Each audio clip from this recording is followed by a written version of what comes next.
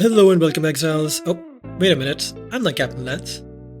Hello, YouTube, and welcome to the awakened high-budget version of the Righteous Cold Autobomber. Now, I'm not going to waste any time here because I have to get back to work in an hour, so let's get into this very quickly. If you want to see the showcase of what this build looks like fighting Ubers, I've already posted that one, and the link to that will be in the description. But in this video, I'm just going to be talking about the POBs and the changes to the gear and what upgrades I have made. Now, there are going to be two different high budget variations. One will be with the Mageblood and one will be without one. So if you want the Mageblood one, just skip ahead to the timestamp where I talk about that one. But if you want the no Mageblood version, keep watching. Disclaimer though, if you are about to skip and you just want to pick up the Mageblood version, just know that that version is weaker in terms of DPS, it is better in terms of tankiness and utility, but it is going to be weaker because, as I've told many of you in the comments that were asking for a Mageblood version, that the Mageblood is a bad belt in every single way for non-attack based characters because they get almost nothing in terms of damage. So yeah, just keep that in mind. Both the POBs are in the written guide that I've linked in the description, so if you don't want to hear me yap, if you don't want to hear me explain anything, you can just go right over there and take that. But please note, do not pay price fixers their money. I will include crafting guides for all the new rares that I'm using for this setup. It's very easy to craft. Do not pay them, just do it yourself and avoid going bankrupt or extra bankrupt for no reason. So that's enough context, now let's get into the actual update. But first, this video is sponsored by Book of Yogg. Book of Yogg is a free-to-play idle RPG that focuses on fun epic combat using a large variety of different characters. They are currently celebrating their 3-year anniversary, and for a free-to-play game, it has a lot of content packed into it. Ranging from the usual dungeons filled with enemies, bosses, and big loot, to PvP arenas where you can take your badass team of waifus and pit them against other people's badass team of waifus and see who's better. There's infinitely scaling tower mechanics, and a whole roguelike game mode that actually ended up being more fun than I thought it would. So regardless of what playstyle you enjoy, there's going to be something for everyone. There's also a ton of new content like new characters, the ability to customize individual appearances, as well as the appearance of your main character, and being able to interact with them too. So if you're someone who likes gearing up different characters and scaling those damage numbers to the roof, or just love having the option to farm loot without having to do anything, then consider giving Book of Yogg a try by taking a look at their Steam page linked in the description with a gift code for you to get some extra free stuff. Thank you to Book of Yogg for sponsoring this video, and now let's go right back into it. So let's begin. The main difference in the gear for the non-Mageblood version is going to be a slightly better belt, and by slightly I mean way better belt, a different amulet, a self-crafted rare amulet, and a rare helmet. So for the few of you that spent like 20 div on a helmet in the budget version, even though I told you not to, well, that's what happens when you don't watch the video or read the written guide.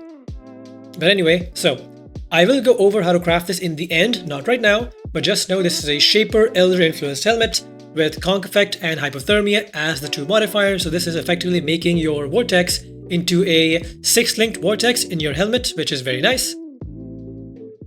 And you're also getting +3 to overall level of skill gems for Vortex, so it's getting +3 from the item. It is reducing the level of socketed support gems, but that's okay. You cannot remove that upside.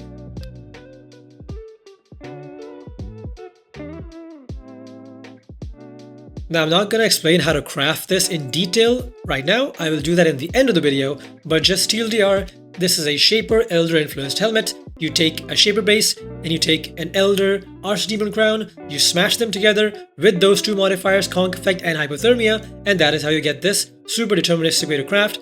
Nothing annoying. You can get unlucky if you fill up the prefixes when you do that, and if that happens, you have to YOLO null, and if the null misses, you have to go again. Roughly this is around a 4 to 12 div upgrade, depending on if you get super unlucky and keep bricking your helmet or not. For me, I got this first try, but there were previous leagues where it took me 3 tries to get it, so good luck.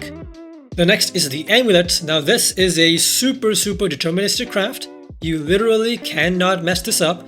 This is just a currency sink because you need to craft many different meta mods and many different materials and harvest to get this, but when you do get this, it is deterministic, okay? There is no RNG that I mentioned in the helmet. No way to get unlucky here. This is pure, just no matter what happens, every single one of you will get exactly this amulet. The only variation can be if you roll 13 to 15% ES and 21 to 25 Dex and Int.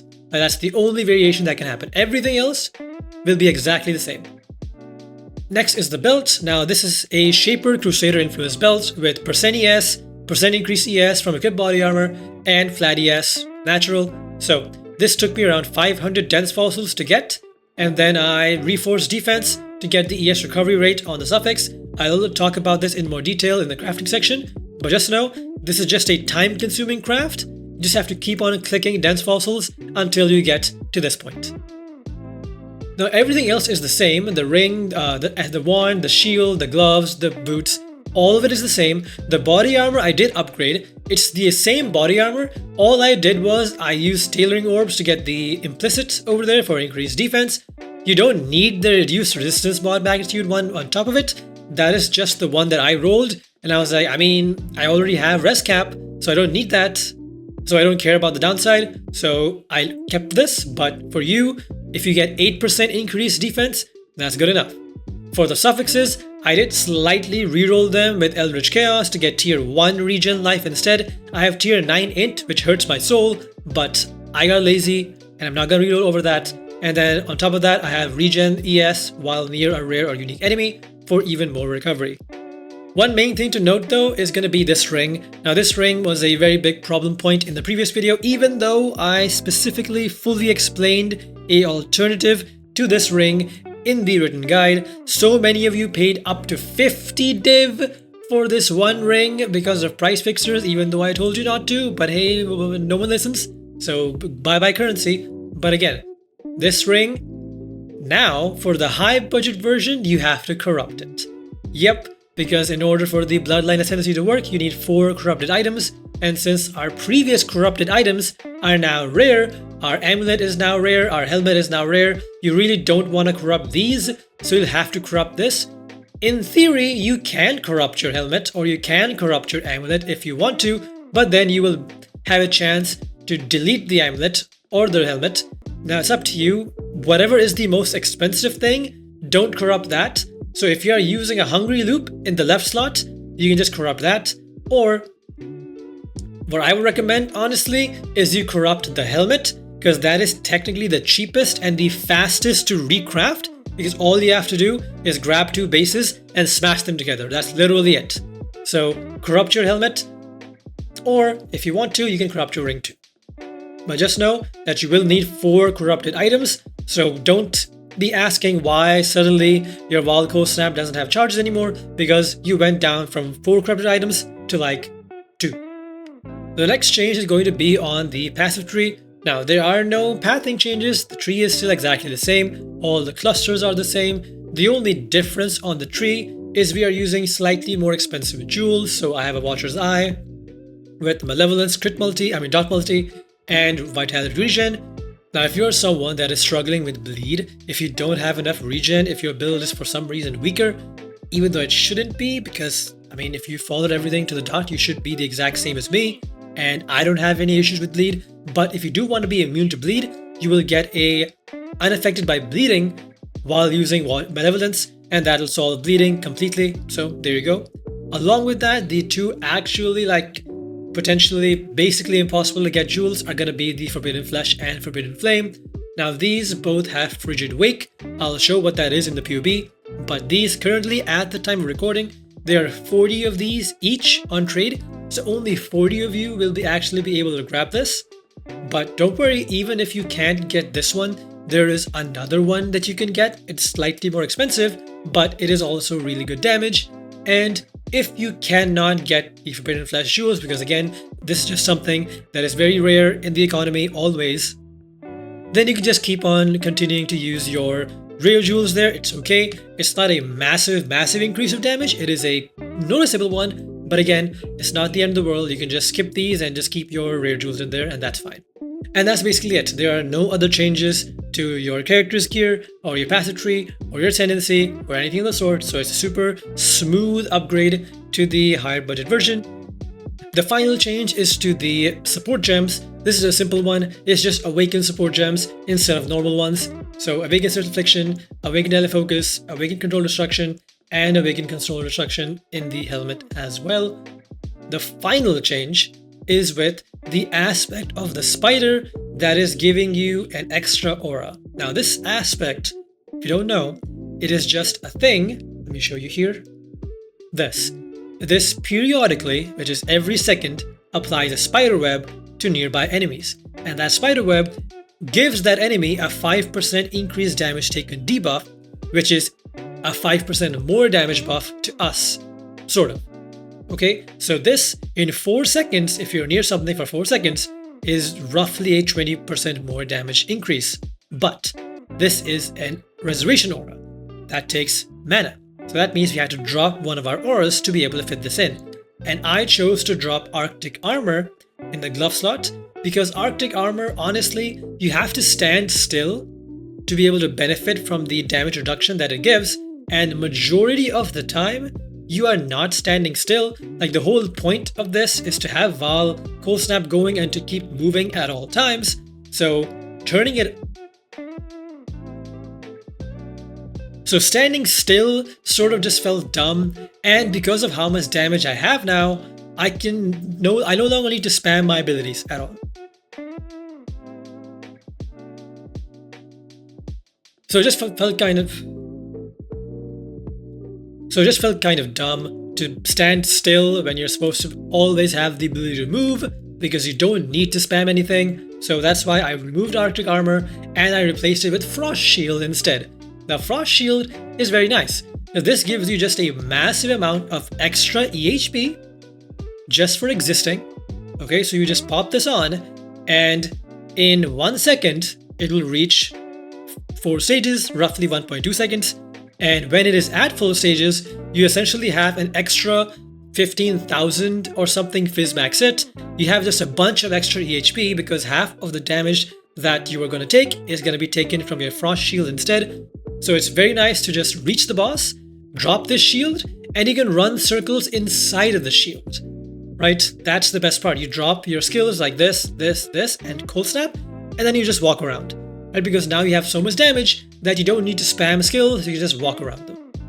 One quick disclaimer though, or a answer is, well, T, do we have more damage? Because the build was already dot capped before this, so how does this help? Why do we need more damage? Why are we scaling our damage further? Well, yes, the build is dot capped, but the dot cap is essentially thinking that the monster that you're trying to hit does not have any tanky stats on it. For example, if something has even 20 extra elemental res from map mods, then you automatically do 20% less damage, sort of around that number. So you go from dot cap to maybe slightly under dot cap. And if that monster then also has endurance charges, or it steals your endurance charges, then it's even tankier. And so on and so forth. Stacking those defense layers can make you go underneath dot cap, because dot cap is essentially the speed at which their health bar goes down. Okay, that's what dot cap is. It also helps a lot in things like Simulacrum or any sort of place where there is a less damage taken buff on the enemies. And there, dot cap helps a lot, and being above dot cap helps a lot. So this build currently, with all this gear, has 66 million dot DPS total. So that is roughly 30 million more than the low budget character. And for Uber DPS, obviously being dot capped is for the normal bosses. This has a Uber DPS number of 19 million instead of the previous version, which had 11 million. So this is like 8 extra million DPS for Ubers, which is very, very nice.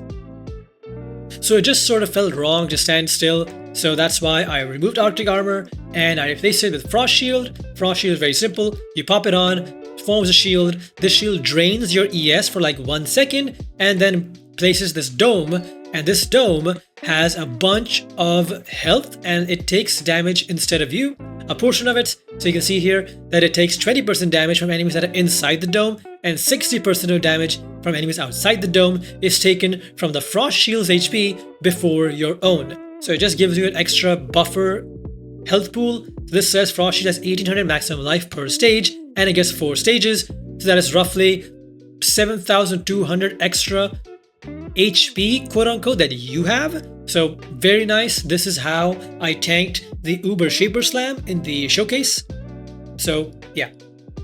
The main downside of not having Arctic Armor is the fact that our Fizz Max hits while standing still is lower.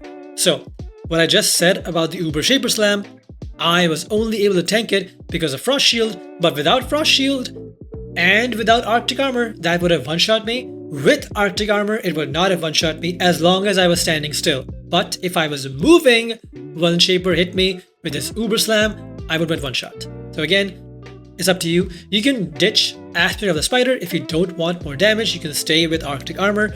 And you might ask, if the previous version of the build was already dot capped, why do you want more damage above dot cap? Well, more damage helps against Uber bosses because Uber bosses are not dot capped. It's very hard to hit dot cap on Uber bosses unless you're playing the Poison Mama thing. And having above dot cap helps in things like Simulacrum, helps in Delirious maps, helps with any sort of map that has tank modifiers like Res, Reduce Charges, or anything like that. So it's just smoother and better to be above dot cap and have as much damage as possible.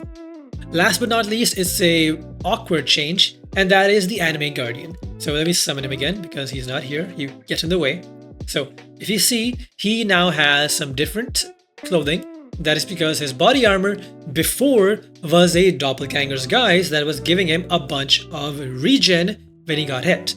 Now, he doesn't have that. He has a Garb of the Ephemeral that is giving you action speed immunity and crit immunity, which is very nice. However, you might think, well, isn't the Anime Guardian now basically just a glass guy, not even a cannon? Because he doesn't have regen anymore. He just has high life. If he gets chipped down, he will die. Yes and no. The thing is that he will always die in things like Uber Shaper, in things like Uber Searing Exarch, because there's just way too many things hitting him. In any of the minion builds that I've ever played, the Anime Guardian always dies in those encounters, and that's okay. Unless you have like hundreds of Divines of Gear infused into him to make sure he does not die, but I'm not gonna do that because now he just respawns. He does not die though in tier 17s, he does not die in Simulacrums, and that is because you, the player, actually have so much damage now that things die before they get a chance to hit the Anime Guardian too much. That's a very important thing to note. Before, this was not the case, because in Wave 15 Simulacrum, before in the low budget version, you actually died and your Anime Guardian died because you yourself didn't have enough damage over dot cap to be able to still be near dot cap against those really tanky 100% delirious monsters in Simulacrum. But now, since you do have more damage, the Anime Guardian does not die, which lets you put on this very nice body armor that gives you a lot of tankiness and makes action speed immunity and makes you immune to action speed slows, which, as you all know, is so nice for certain boss fights and certain maps. However, that is only open when the Anime Guardian is near you. So if I was to just simulate what it looks like in mapping, I am running away from him most of the time, right? I am going slower right now because I don't have an onslaught or anything, but he does teleport to you constantly in maps. So there we go, he TP'd right back over to you. But the main thing is for bosses, right? When you are doing a boss, that is when you're going to be using most of your skills. That is when you're going to be getting hit by the biggest of crits and stuff. And that is when you want your AG to be able to protect you from it. So that is why that is there.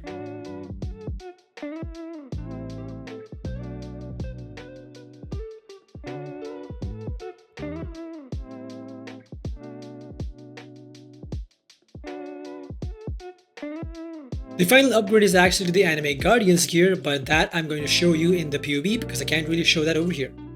Everything else though is the same, and now let's go over to the POB so that I can talk about the Anime Guardian, and then I'll talk about the Mageblood version, so let's go.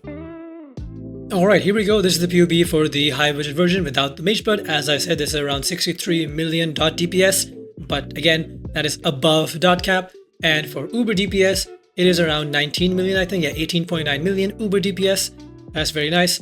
One thing about the config, this is the config for the Anime Guardian's gear. He will have a new helmet, which is going to give him an extra enemies take 6% increase elemental damage mod, and there is a anti-frost shield config, because if I remove this, the POB thinks that frost shield is degenning you, but it only degens you for 1 second, literally exactly 1 second, and then you go back to your normal regen. This is just there to delete that, so don't worry, this is not me inflating numbers or anything. Everything else is exactly how I showed. The awakened gems over here, the awakened gem in the helmet, and all that stuff.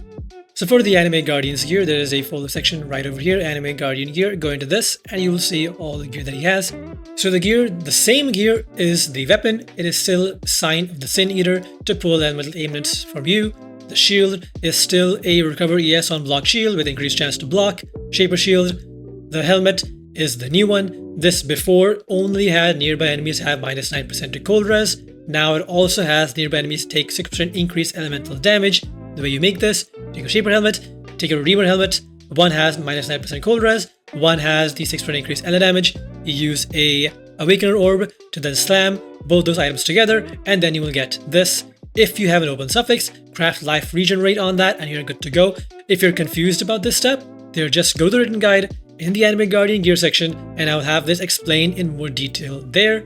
And then the body armor, garb of the ephemeral, this is the difference. Before this was the doppelganger's guise, now this is this one. This gives you action speed immunity and nearby enemies cannot deal critical strikes.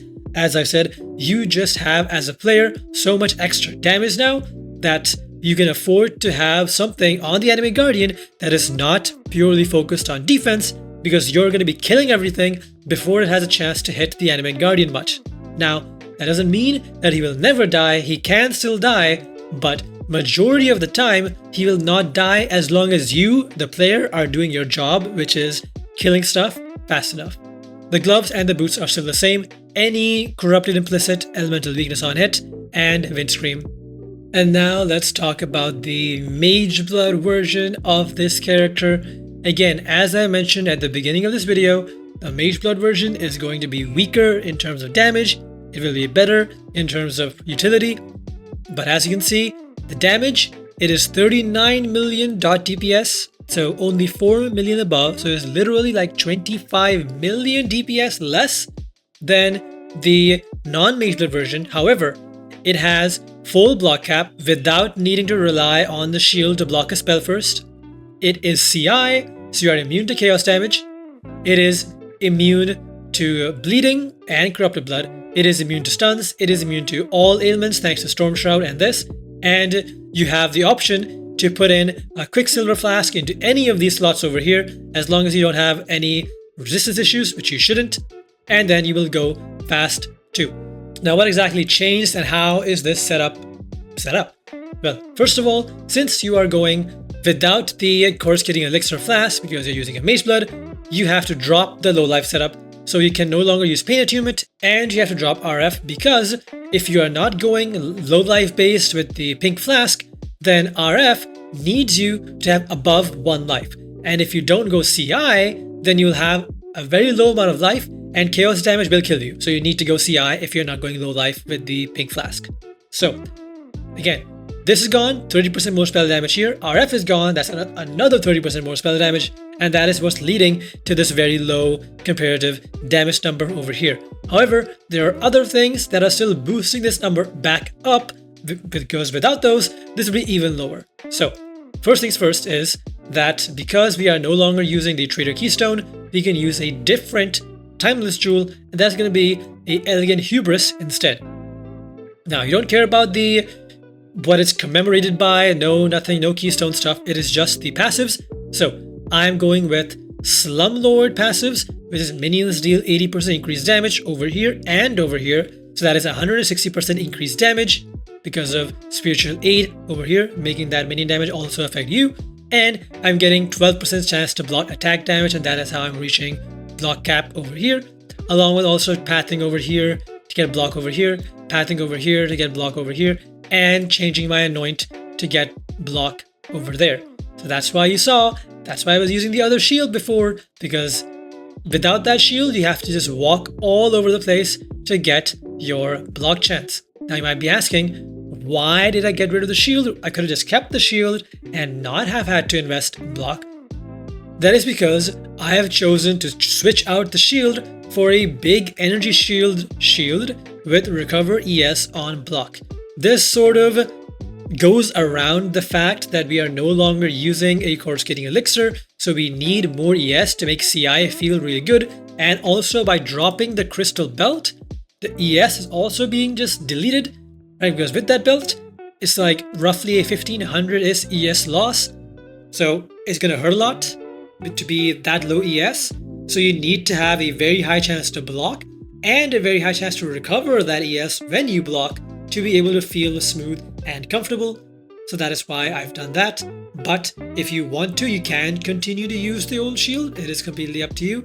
Just do note that if you switch over to this shield from this one, you will need to corrupt your Mageblood. This is going to be very easy. Just buy a Mageblood that is already corrupted. This is a 3 flask Mageblood that is, oops, hang on. There we go. So yeah, just buy a corrupted Mageblood with 4 flasks. They're this exact same price as a non-corrupted one, so you will be fine. And if anyone asks, well, how do we get back our dexterity? Because we are losing the dexterity that we got from the timeless jewel. Well, Mageblood gives you like 60 dexterity with attribute catalyst or 50 without them. So don't worry about your dex, it'll be completely fine. And the other thing was, we were getting onslaught from the timeless jewel. Well, now we're getting onslaught from our gloves with a craft of you have onslaught during soul gain prevention. This is because every single time you use Val Cold Snap and it's active around you, if you remember from the previous video, that is essentially soul gain prevention time, because the soul gain prevention lasts for the entire duration of Val Cold Snap plus like 2-3 seconds. So you have basically always have onslaught unless you are out of Val souls and you are gathering some more of them. And that is like 2 to 3 seconds of downtime of onslaught. Otherwise, you will always have this up, even during bosses. The other craft that I changed is going to be the boot. Now this used to have hybrid res and chaos, but since you no longer need that, you can put increased effect of non-damaging ailments, and that'll then boost the effect of your shock, which we all like shock, it's just more damage. That's why that's there. For the amulet and the helmet, I just talked about both of these in the high budget non-Mageblood version. So if you're confused about how this amulet works or how this helmet works, then just backtrack a little bit and look at it there, or skip over to the written guide where I'll have that explained too. The last thing is, since we are no longer using low life, we actually have to drop the auras that we had on our life pool. That's vitality and flesh and stone.